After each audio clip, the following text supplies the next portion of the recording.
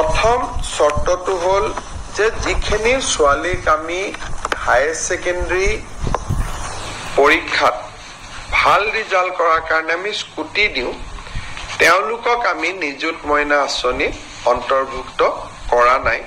কাৰণ স্কুটি এখনৰ দাম প্ৰায় 70,000 টকা হয়গৈ আৰু নিযুত মইনা আঁচনিত তেওঁলোকে আমাৰ বাকী ছোৱালীখিনিয়ে যদি 12,000 আমি 12 যদি 12,500 কৰি 3 বছৰতো দিওঁ 36,000 হয়।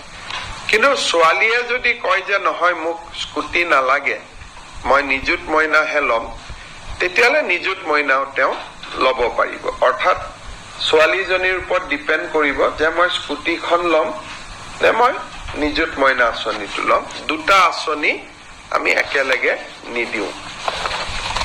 তাৰ পিছত আনটো বিষয় হ'ল যে এই আঁচনিখনৰ পৰা মন্ত্ৰী আৰু বিধায়কৰ ছোৱালীসকল এই আঁচনিৰ হিতাধিকাৰী হ'ব নোৱাৰিব।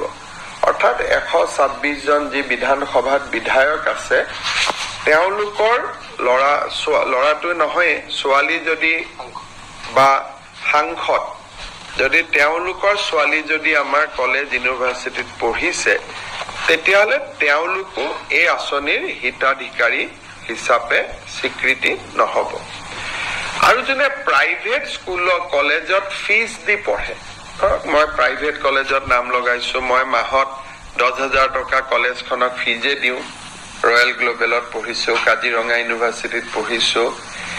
প্ৰাইভেট ইউনিভাৰ্চিটি আৰু প্ৰাইভেট কলেজখিনিৰ ছাত্ৰ ছাত্ৰীয়ে বা ছাত্ৰীয়ে এই আঁচনিখনৰ হিতাধিকাৰী বুলি বিবেচিত নহ'ব। কিন্তু ভেঞ্চাৰ কলেজত যদি কোনোবাই পঢ়ে বা ভেঞ্চাৰ হায়াৰ ছেকেণ্ডাৰী স্কুলত পঢ়ে, ভেঞ্চাৰ জুনিয়ৰ কলেজত পঢ়ে, তেওঁলোক এই আঁচনিখনৰ হিতাধিকাৰী হ'ব। এই আঁচনিখনৰ হিতাধিকাৰী হ'বৰ বাবে আমি একোখনকৈ প্ৰপত্ৰ পূৰণ কৰিব লাগিব।